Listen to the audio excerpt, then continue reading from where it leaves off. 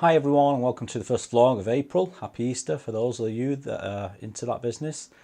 Today I wanted to talk about a few things, but the first thing I want to talk about is what I've called what I have experienced is the Bigfoot Flip Flop. And that is jumping from one side of the fence to the other constantly. Every other month he'll be flip-flopping from the flesh and blood to the supernatural, and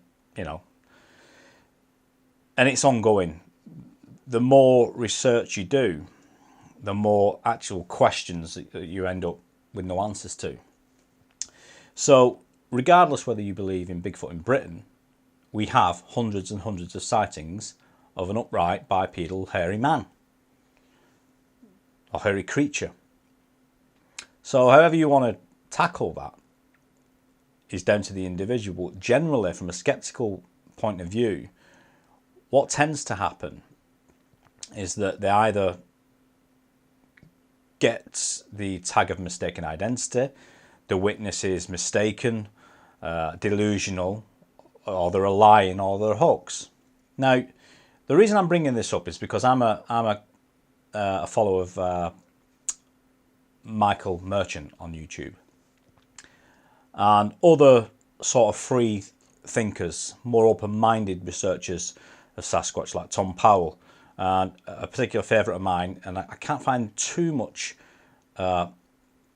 media on this guy, Henry Franzoni, and there's a fantastic BBC documentary about Bigfoot featuring Henry Franzoni. Henry Franzoni apparently was one of the first guys on the scene 30 years ago or so, more than that, that was really when a huge amount of money was allocated to look into the existence of Sasquatch. And I'm talking millions of dollars. So he really pioneered a lot of the work back then.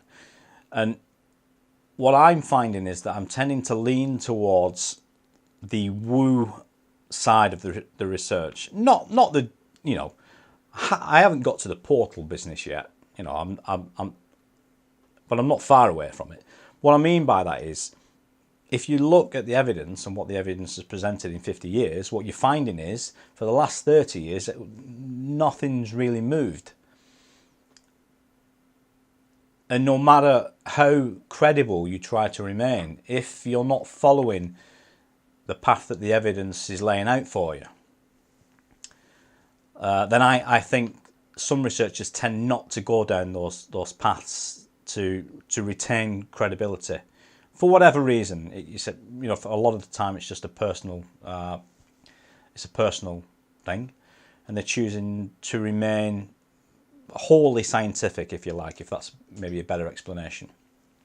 But people like Michael Merchant and Thom Powell and Henry Franzoni, who have all had personal experience, which is something I haven't had as yet, and may never have. They are sort of letting the evidence guide them, and it appears to me that without that body that people keep talking about, that body that we can't get, I think some of the reports that of Bigfoot's being run down and being taken away by the authorities, if you like, I actually believe that has happened. So I don't think it's a case of that has never happened. I think it has. I just think it doesn't happen as frequently as it should.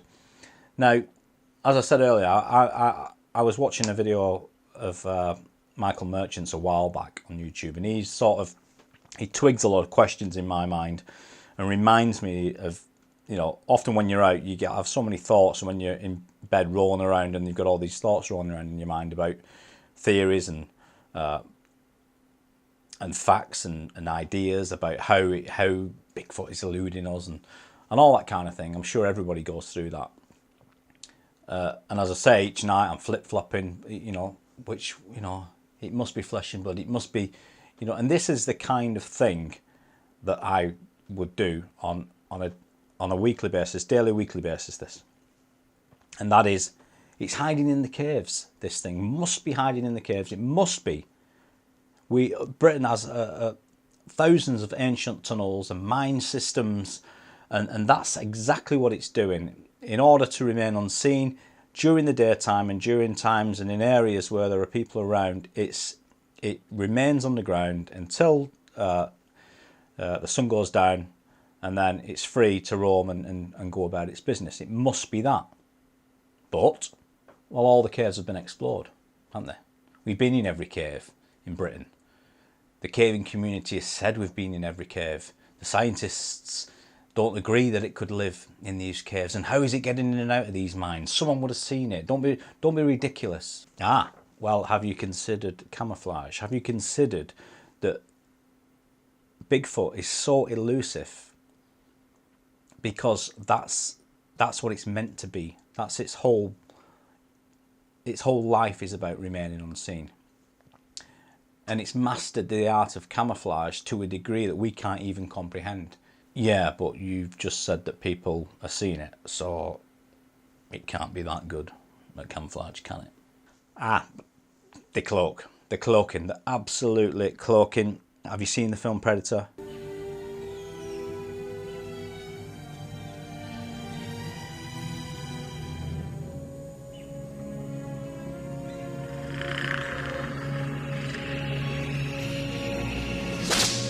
In fact, I'm sure that the film Predator was definitely based around someone that's seen a Sasquatch. Somebody knows, some scientist knows that they're cloaked and he's leaked the information, and they made a 1980s classic starring Arnold Schwarzenegger based around this fact for sure. Yeah, really. So how does this cloaking work? So explain to me the science behind this cloaking then. Well, maybe it's not. Maybe it's not a technical device. Maybe its hair is translucent, and maybe the hair it's translucent and it's able to bend light and create a cloak of invisibility. So what we dub paranormal is just sort of undiscovered science and it's an ability that Bigfoot has. Well, have you got any proof? Hair samples, for example. So that's the kind of thing that goes on in my brain all the time when I'm trying to understand and work on theories. And I'm sure the thousands of guys do exactly the same thing, that spend hours and hours out there and and reading and researching and looking through literature, trying to find that one clue, that one thing that will suddenly, I keep thinking that one day it will dawn on someone and someone will figure out why we're not catching these things on trail cams, for example. And that brings me to another point. In one of Michael Merchant's video, he talks about something he's dubbed the merchant paradox. And it talks about quite a lot of things, but the crux of it is essentially the fact that we can't produce a body. If there are so many thousands of sightings, and the same can be said for here, given the size of the land as well. If we assume in Britain, for example, that there are thousands and thousands of sightings, which there are. The report suggests there are around, I would say, around 15 to 2,000 sightings, 1,500 to 2,000 sightings, looking at the Freedom of Information requests. So we have around 500 on the map. But how many people have really seen it? How many people have really seen it? I mean, where do you report a Bigfoot sighting to? Who do you talk to? So potentially we're looking at thousands of witness reports. So if there are thousands of witness reports, which there are in America, you would assume that eventually we would produce a body. Someone is either going to, like Michael said, someone's going to run one down, someone's going to shoot one in hunting in America somewhere, or Canada. One may die of natural causes. I'm sure this has to happen. And of course, like I mentioned earlier, we're not catching them on trail cams, which leads me to think that they don't necessarily have to be extremely intelligent. They just need to be intelligent enough to stay away from it. They see the infrared. I don't like that. I'm going to stay away from it. I think they've got something beyond that. I think it's something to do with electromagnetic fields that they're able to pick up on stuff like that. And of course we're guessing just how sensitive the smell is, for example. eyesight you would imagine, with the size of the eyes, and the fact that they would probably do a lot of their travelling in, you know, where light is, it's not necessarily its minimum, but not as bright as it would be during the day when there are people around. So the merchant paradox, or, you know, these things that people have talked about for a long time, these questions that we all have, are the very reason I think that a lot of researchers, particularly, I mean, the ones and the skeptics in this country, the British ones, don't give any credence to a flesh and blood Bigfoot in Britain, because one would have been discovered by now, or killed by now. A body would have been found, skeletons would have been found, and we've been through all this. All this has been talked about for decades in America, and the more you look at it, the harder you look at it,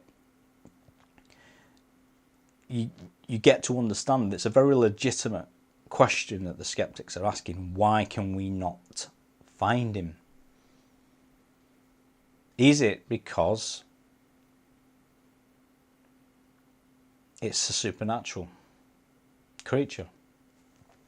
And when I say supernatural, I mean just that. I mean, that doesn't rule out him being flesh and blood. What I'm saying is that this creature clearly, in my mind, if it is not just some sort of world over psychological phenomena,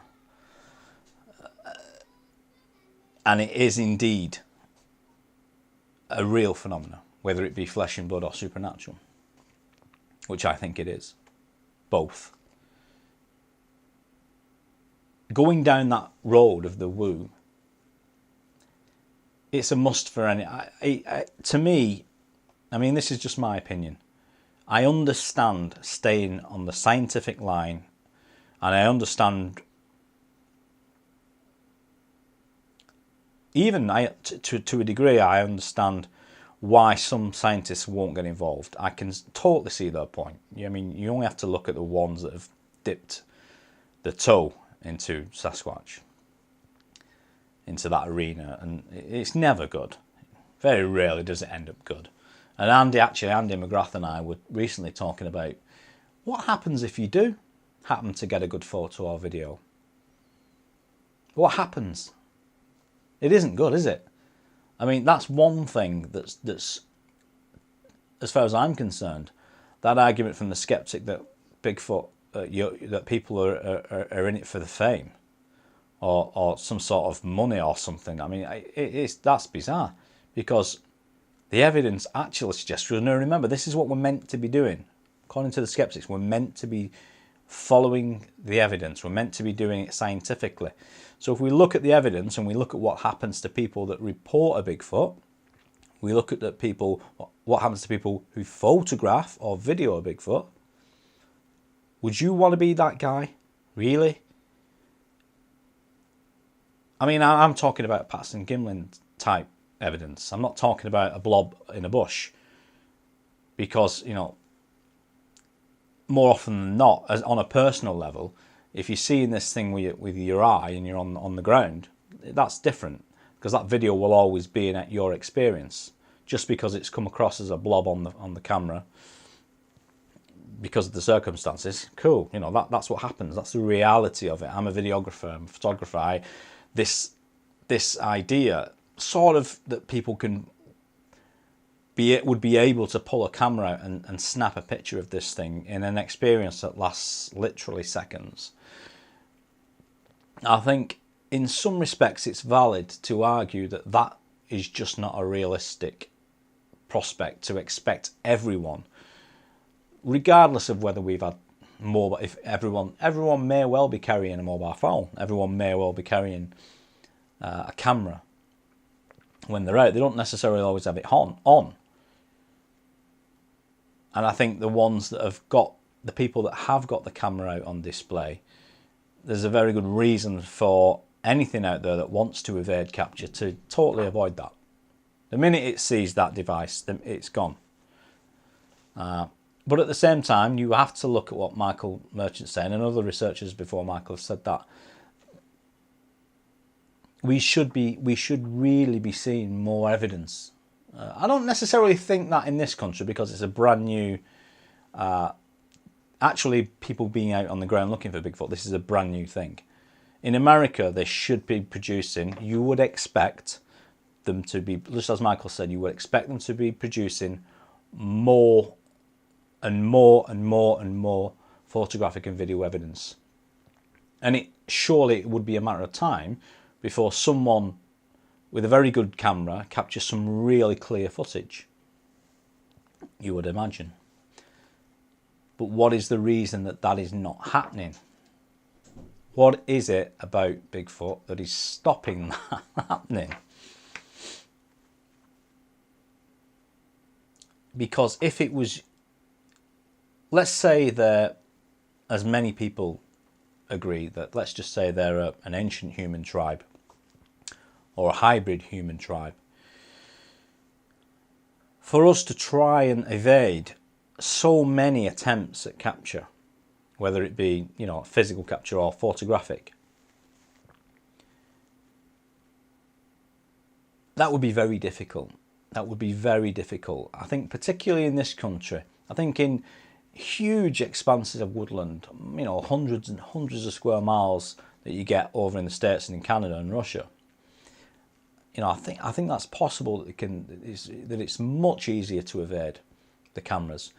I think I listened to something recently that said if every Bigfoot researcher went out and put the trail cam down in one of these giant parks like Yellowstone, for example,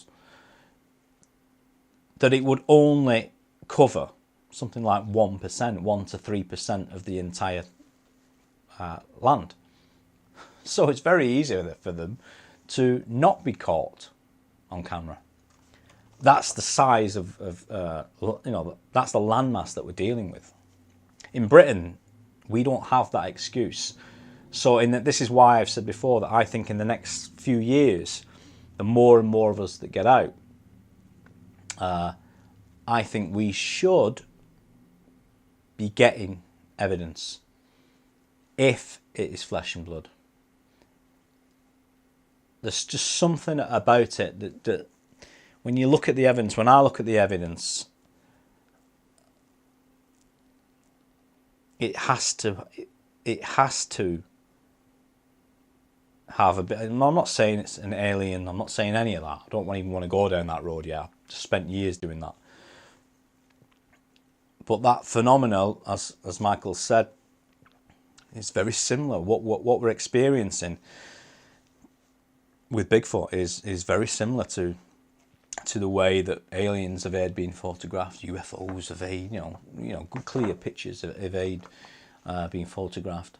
Ghosts seem to have that ability, and all those strange abilities that you hear with Bigfoot, you hear about with ghosts, and you know, defying the laws of physics and floating through walls and trees and disappearing on the spot. Now, there aren't many of those reports here in Britain yet. There are some accounts that I've heard and some people that I speak to that have experienced very strange things around Bigfoot. But again, I have no personal experience, so I tend to take people at the word for the most part, because that's all you can do. And until you have that experience, you're always going to have that element of doubt. It's the same with the alien phenomena and the ghost phenomena. You can't 100% buy into something without that, what you would consider proof. So, yeah, so that's really all I wanted to talk about. So, I guess what I'm trying to get at is that Bigfoot Flip Flop, it continues, and it will continue, I assume, for the next few years. So it doesn't mean, I guess what I'm getting at is, regardless of which side of the fence you're finding yourself on, I think at some point you will, you know, step over to the other side of the tracks, whether you want to or not, if you're being true to where the evidence points. That's what I'm finding. So that's it for today, and I'll have another vlog uploaded, and I want to talk a little bit about about Elusive and an opportunity to get involved with Elusive, its sequel, and an online series that I'm producing for anyone who's interested. So thanks for listening, guys. I've waffled on again. One of these days I'm going to get to the point. So I'll see you soon.